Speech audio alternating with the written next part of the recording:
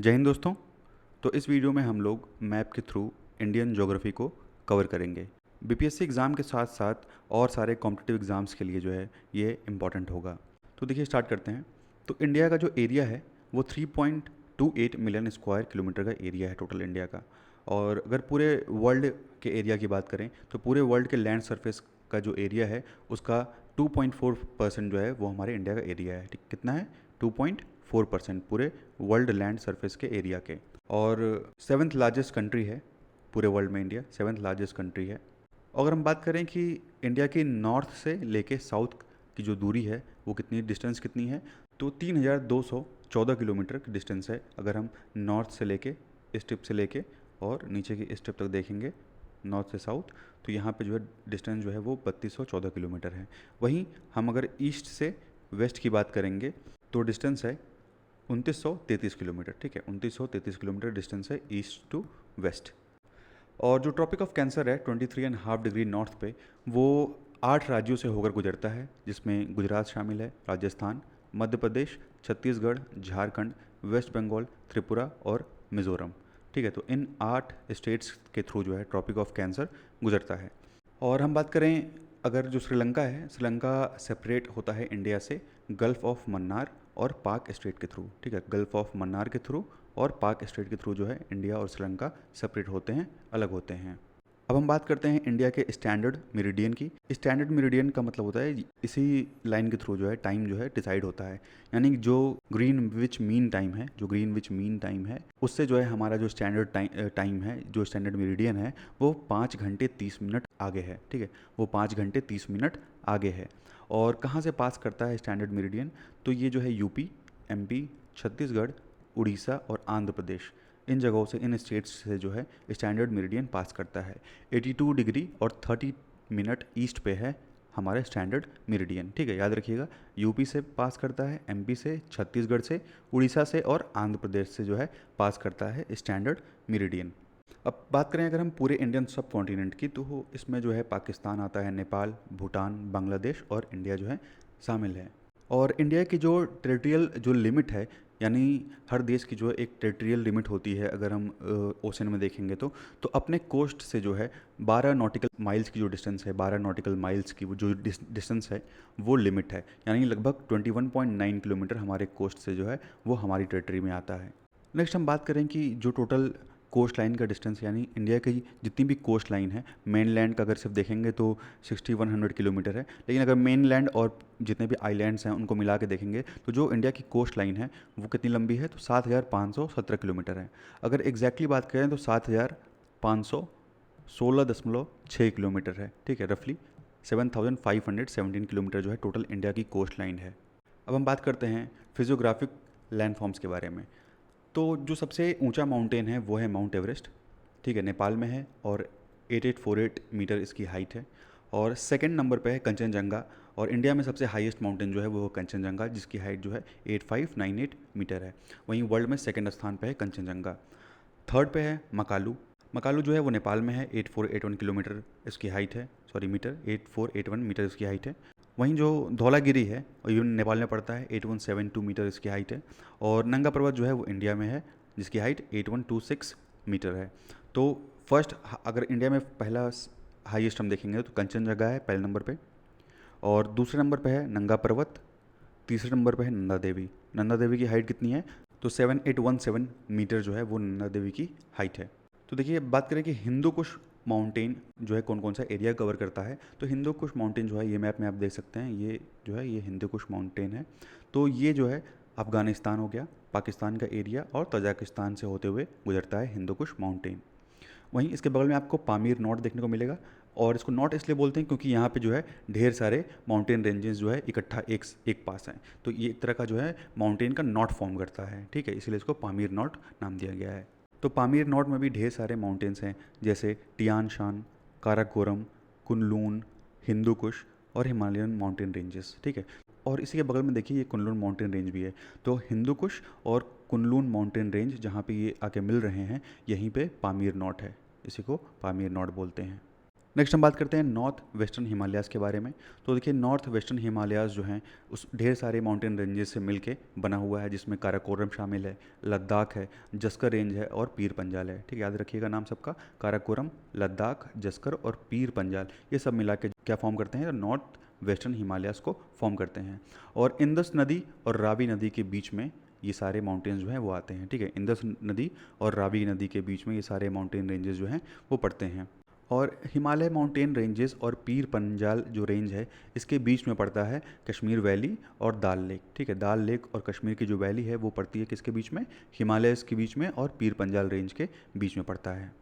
वहीं अगर सबसे इम्पोर्टेंट ग्लेशियर्स की बात करें तो सबसे इम्पोर्टेंट ग्लेशियर्स में नाम शामिल है बाल्टोरो और सियाचिन। ठीक है, बाल्टोरो और सियाचिन ग्लेशियर जो कि साउथ एशिया में है, तो ये सबसे इम्पोर्टेंट ग्लेशियर्स है। तो नॉर्थ वेस्टर्न हिमालयाज़ में ही सियाचिन ग्लेशियर और बाल्टोरो ग्लेशियर आपको देखने को मिलेगा। और इसी नॉर्थ हिमालयाज़ के आसपास जो है सेफ्रॉन की जो है यहाँ पे कल्टीवेशन किया जाता है। सेफ्रॉन का जो कल्टीवेशन है वो इस एरिया में किया जाता है। अब बात करते हैं कुछ इंपॉर्टेंट पासेस की।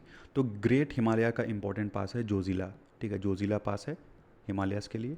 और बानिहाल पास है पीर पंजाल में। उसके बाद फोटूला है जस्कर में, खारदुंगला है लद्दाख रेंज में। और फ्रेश वाटर लेक की बात करें तो दाल और वुलर लेक जो हैं ये फ्रेश वाटर लेक हैं। सॉल्ट वाटर लेक की बात करें तो पेंगोंग शो लेक है और शो मोरिरी है। ठीक है, शो मोरिरी और पेंगोंग शो लेक जो है ये सॉल्ट वाटर लेक हैं।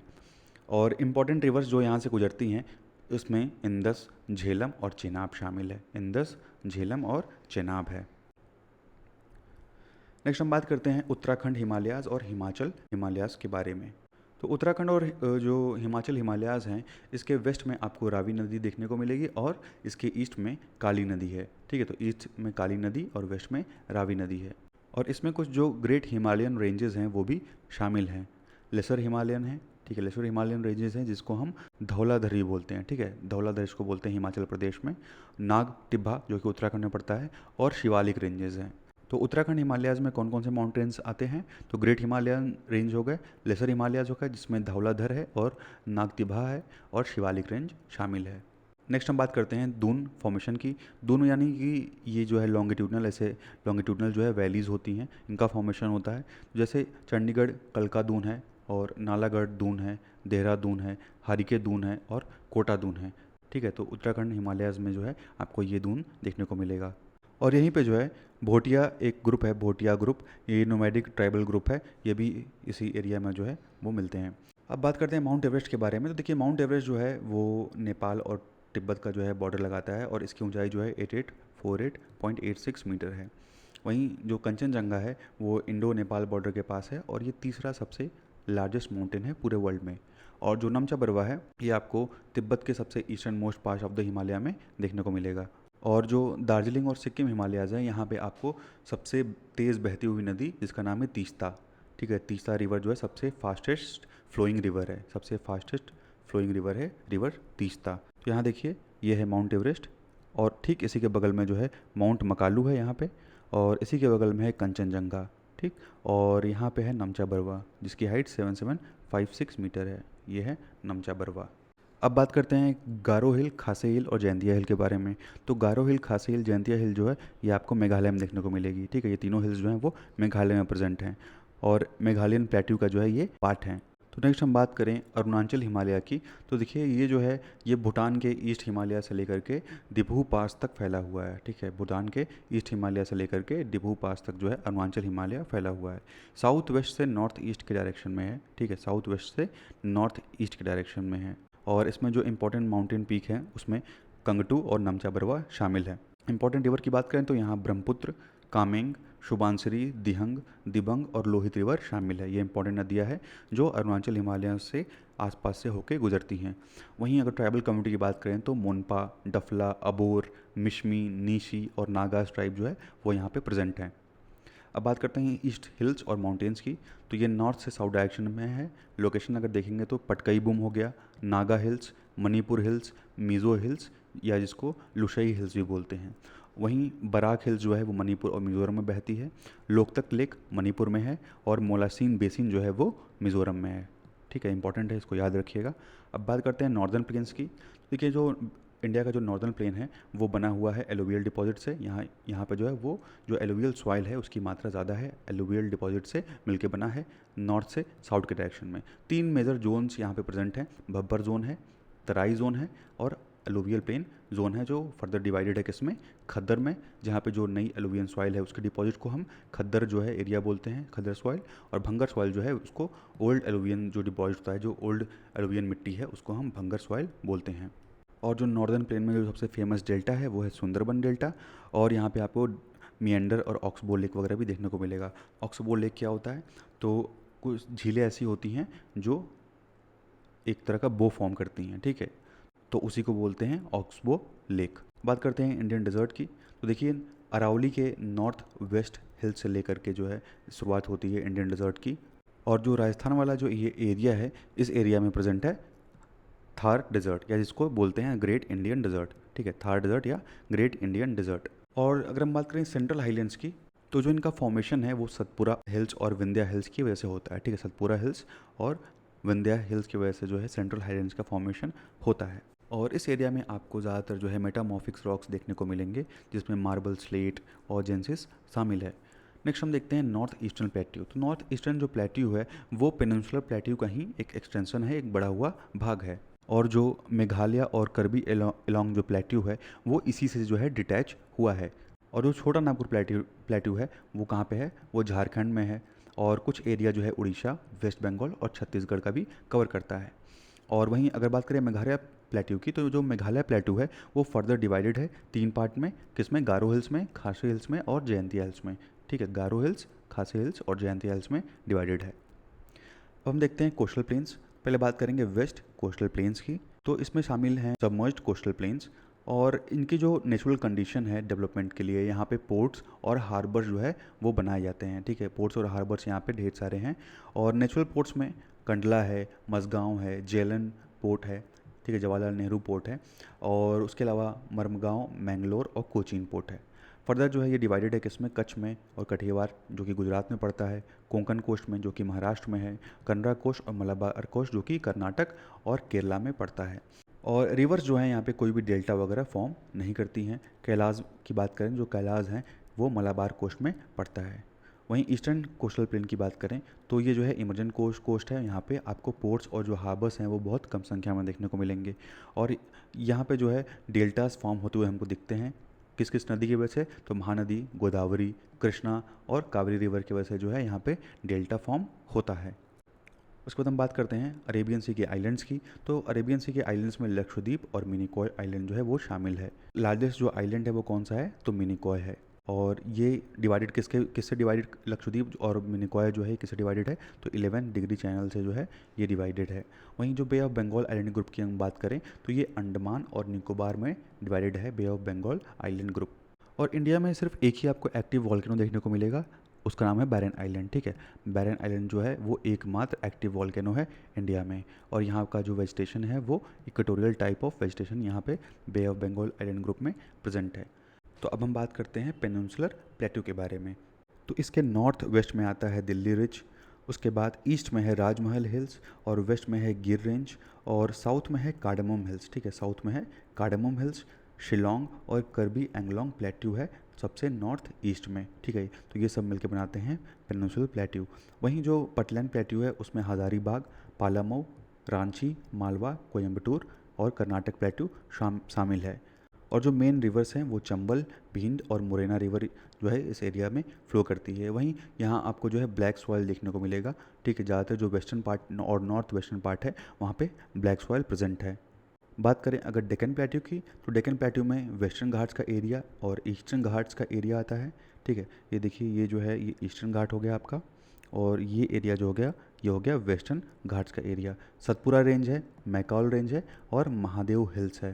तो ये देखिए ये है यहाँ पे सतपुरा रेंज, ठीक है, यहाँ सतपुरा रेंज हो गया, और इसी के नीचे हो गया ये हो गया आपका महादेव हिल्स। तो अब हम बात करते हैं इंडिया के ड्रेनेज सिस्टम के बारे में। देखिए जो इंदस रिवर है वो ओरिजिनेट होती है कैलाश माउंटेन रेंज से, और इंदस रिवर की ट्रिब्यूटरी है Gilgit river, Gartang river, Dras river, Shigar river और हुंजा रिवर। ये सारी रिवर्स जो हैं वो इंदस नदी की ट्रिब्यूटरी हैं। वहीं जो झेलम रिवर है ये ओरिजिनेट होती है वेरीनाग स्प्रिंग से, जो कि पीर पंजाल के पास पड़ता है, और ये फ्लो करती है श्रीनगर होते हुए वुलर लेक होते हुए पाकिस्तान में इंटर कर जाती है। ठीक है, श्रीनगर और वुलर लेक होते हुए जो है झेलम रिवर पाकिस्तान में इंटर कर जाती है। उसके बाद नेक्स्ट है चेनाब रिवर। चेनाब रिवर जो है वो इंदस रिवर की सबसे बड़ी ट्रिब्यूटरी है। ठीक है, इंदस रिवर की सबसे बड़ी ट्रिब्यूटरी है चेनाब रिवर। ओरिजिनेट कहाँ से होती है? तो दो स्ट्रीम से जो है मिल के बनी है चेनाब रिवर। पहली है चंद्रा रिवर और दूसरी है भागा रिवर।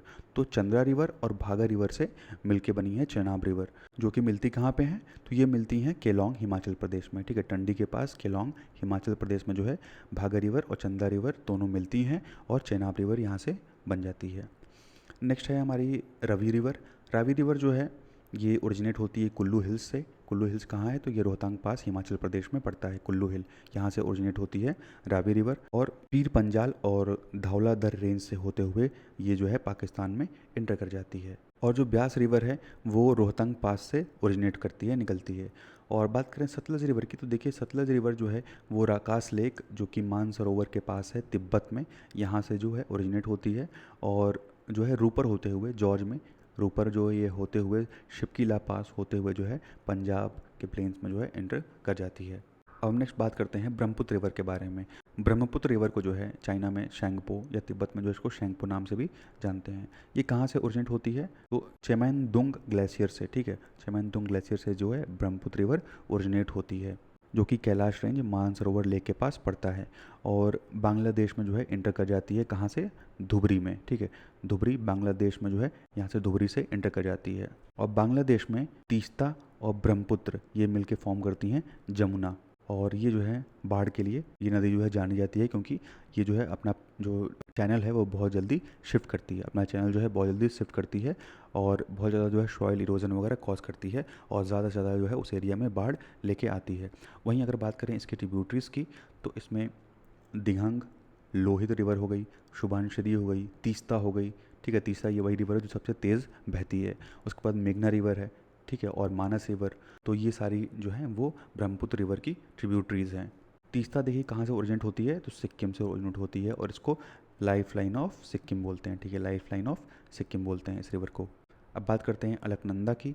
तो अलकनंदा रिवर जो है वो सतोपंथ ग्लेशियर से निकलती है, जो कि बद्रीनाथ में पड़ता है। और भागीरथी और अलकनंदा मिल के जो है वो कहाँ मिलती हैं? देवप्रयाग में आके मिलती हैं। ठीक है, भागीरथी और अलकनंदा जो है वो देवप्रयाग में मिलती हैं। और पिंडार और अलकनंदा ये मिलती हैं कर्णप्रयाग में। और मंदाकिनी और या जिसको हम काली गंगा के नाम से भी जानते हैं, ये मिलती है अलकनंदा से कहाँ पे? रुद्रप्रयाग में। ठीक है, याद रखिएगा, भागीरथी अलकनंदा देवप्रयाग में मिलती हैं, पिंडार और अलकनंदा जो है कर्णप्रयाग में मिलती हैं, और मंदाकिनी और अलकनंदा रुद्रप्रयाग में मिलती हैं। हम बात करते हैं गंगा नदी के बारे में। तो गंगा नदी जो है भागीरथी, इसका स्टार्टिंग में नाम रहता है, गंगोत्री ग्लेशियर से गोमुख उत्तराखंड से निकलती है और गंगा नदी की लंबाई लगभग 2525 किलोमीटर है। और बात करें इसकी ट्रिब्यूटरी की, तो रामगंगा, गोमती नदी, घाघरा नदी, गंडक, कोशी और महानदी जो हैं ये सारी नदियाँ ये ट्रिब्यूटरी हैं किसकी? गंगा नदी की।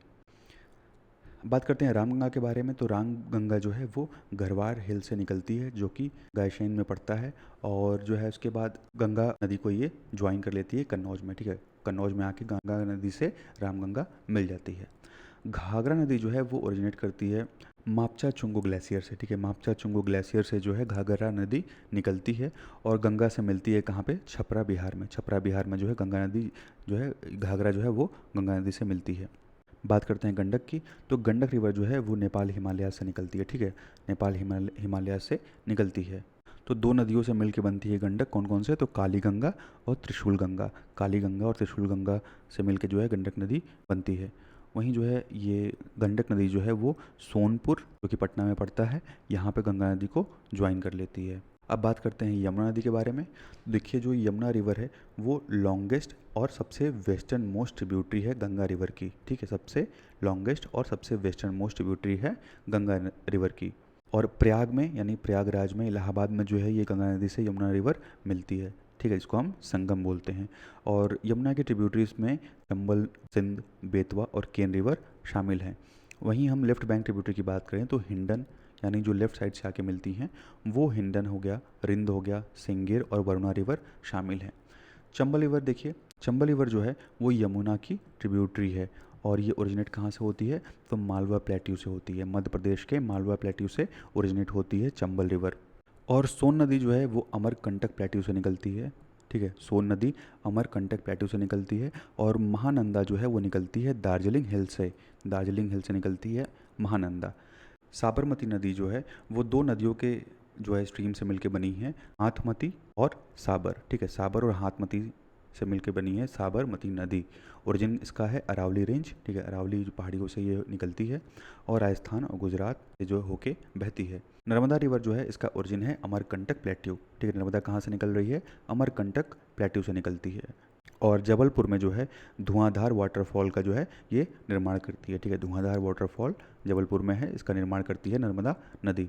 और उसके बाद अरेबियन सी में जाके गिर जाती है। इसकी ट्रिब्यूटरी है शेर नदी, शक्कर नदी, दूधी नदी और तावा नदी। ये नदियाँ जो हैं इसकी ट्रिब्यूटरीज हैं। नेक्स्ट हम बात करते हैं तापी नदी के बारे में। तो तापी नदी जो है वो ओरिजिनेट होती है मुल्तई से, जो कि बैतूल डिस्ट्रिक्ट मध्य प्रदेश में पड़ता है। और तापी नदी महाराष्ट्र से बहती है, मध्य प्रदेश और गुजरात से बहती है और उसके बाद अरेबियन सी में आके गिर जाती है। अब बात करते हैं तावा नदी के बारे में। तो तावा नदी जो है वो सतपुरा रेंज बैतूल मध्य प्रदेश से ओरिजिनेट होती है, ठीक है। बैतूल मध्य प्रदेश से निकलती है तावा नदी। और नर्मदा की सबसे लंबी ट्रिब्यूटरी है, नर्मदा नदी की सबसे लंबी ट्रिब्यूटरी कौन है, तावा रिवर। और ये भी जाके अरेबियन सी में मिल जाती है। उसके बाद है शरावती नदी।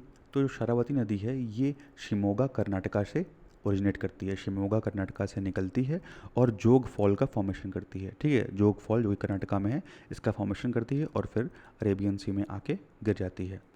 उसके बाद नेक्स्ट है माही नदी। माही नदी जो है ओरिजिनेट होती है कहाँ से, मध्य प्रदेश से।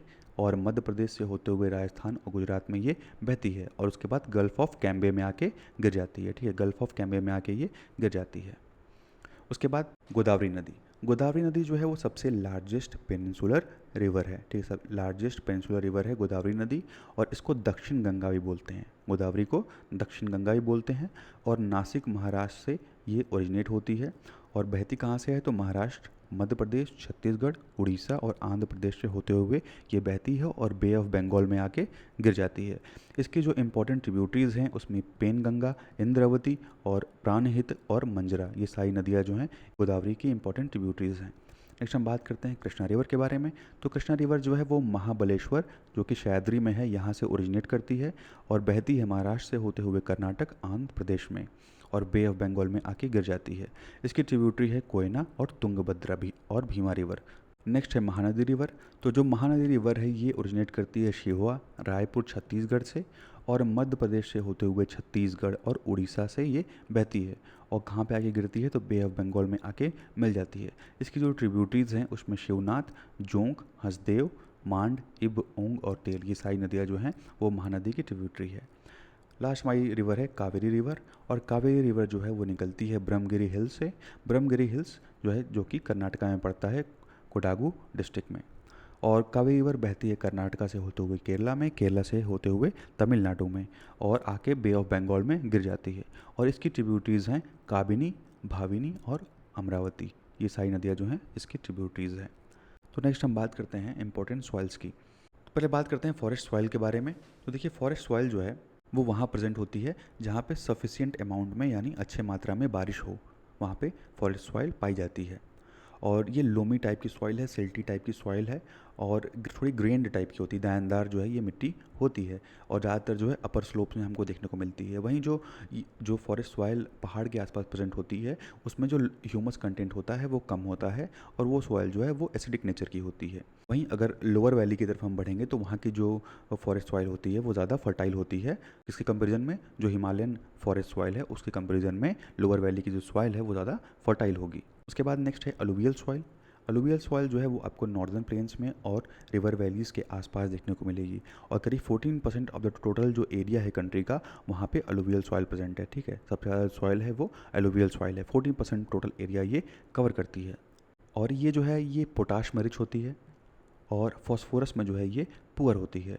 बंगर जो है उसको ओल्ड जो अलुवियम सॉइल है उसको बंगर बोलते हैं और जो नया अलुवियन सॉइल है उसको खद्दर बोलते हैं। और कंकर सॉइल जो है वो कैल्शियम डिपॉजिट यानी उसमें जो है आपको कंकर पत्थर देखने को मिलेंगे। नेक्स्ट सॉइल है हमारी ब्लैक सॉइल। या इसको रेगुर सॉइल और कॉटन सॉइल भी बोलते हैं, क्योंकि कॉटन की खेती के लिए जो है ये बहुत अच्छी सॉइल मानी जाती है। अब बात करें कहाँ पाई जाती है ये, तो जो डेक्कन प्लेट्यू का एरिया है जिसमें महाराष्ट्र, मध्य प्रदेश, गुजरात, आंध्र प्रदेश और तमिलनाडु का कुछ एरिया आता है, तो इस एरिया में आपको ज़्यादातर जो है ब्लैक या कॉटन सॉइल या रेगू सॉइल जो है वो देखने को मिलेगी। ठीक है, क्लेई होती है, डीप होती है, और जब इसको ड्राई किया जाता है तो ये जो है श्रिंक कर जाती है, सिकुड़ जाती है, और इसमें जो है आपको क्रैक भी देखने को मिलेंगे। ठीक है, जब ये कड़ी हो जाती है सूख के, तो इसमें जो है बड़ी बड़ी जो है दरारें बन जाती हैं। बात करें कैरेक्टरिस्टिक की, तो देखिए ये रिच होती है लाइम में, मैग्नीशिया में और एल्युमिनिया में, और इसमें जो है पोटाश की मात्रा भी आपको देखने को मिलेगी, लेकिन फास्फोरस, नाइट्रोजन की कमी होती है, ऑर्गेनिक मैटर की कमी होती है, और इसका जो कलर है वो डीप ब्लैक से ग्रे कलर का आपको देखने को मिलेगा। नेक्स्ट हम बात करते हैं एरिड सॉइल की। तो एरिड सॉइल जो है वो वेस्टर्न राजस्थान के एरिया में मिलता है, और रेड टू ब्राउन कलर का ये होता है, सैंडी इन नेचर है। ठीक है, सैंडी टाइप का ये सॉइल है और सैलाइन नेचर का ये होता है। इसमें मॉइस्चर और ह्यूमस की कमी होती है और नाइट्रोजन की भी कमी होती है, और जो जो फॉस्फेट का जो कंटेंट है फॉस्फेट का, वो नॉर्मल मात्रा में इसमें पाया जाता है। वहीं जो रेड और येलो सॉइल है, ये उड़ीसा, छत्तीसगढ़ और गंगा प्लेन के जो है सदर्न पार्ट में आपको देखने को मिलेगा। ठीक है, उड़ीसा और छत्तीसगढ़ वाला जो एरिया है और जो गंगा प्लेन का एरिया है, वहाँ पे रेड और येलो सॉइल पाई जाती है। इसको पीली मिट्टी है और लाल मिट्टी हम बोलते हैं, और ये रेडिश कलर की होती है क्योंकि इसमें आयरन की मात्रा बहुत ज़्यादा होती है। ये जो है मेटामॉर्फिक रॉक से बनी होती है।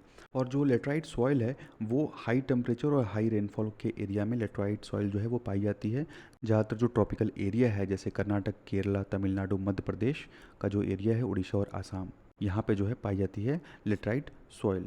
ऑर्गेनिक मैटर में जो है ये पुअर होती है, इसमें ऑर्गेनिक मैटर मात्रा बहुत कम होती है। नाइट्रोजन, फॉस्फेट और कैल्शियम की मात्रा भी जो है वो कम होती है। वहीं जो आयरन ऑक्साइड और पोटाश होते हैं वो इसमें ज़्यादा मात्रा में होते हैं। ठीक है, आयरन ऑक्साइड और पोटाश की मात्रा जो है वो यहाँ पे ज़्यादा होती है। उसके बाद देखिए ये कल्टीवेशन के लिए जो है सूटेबल नहीं है। वहीं जो रेड लेटराइट सॉइल है, ये जो है यहाँ पे क्रॉप जो है उगाए जाते हैं, जैसे कैशू नट वगैरह जो है वो रेड लेटराइट सॉइल में उगाए जा सकते हैं, लेकिन जो लेटराइट सॉइल है वो कल्टीवेशन के लिए जो है उतनी सूटेबल नहीं है। तो इस वीडियो में बस इतना ही दोस्तों। नेक्स्ट वीडियो में हम लोग बात करेंगे नेचुरल वेजिटेशन के बारे में। Thank you and thanks for watching.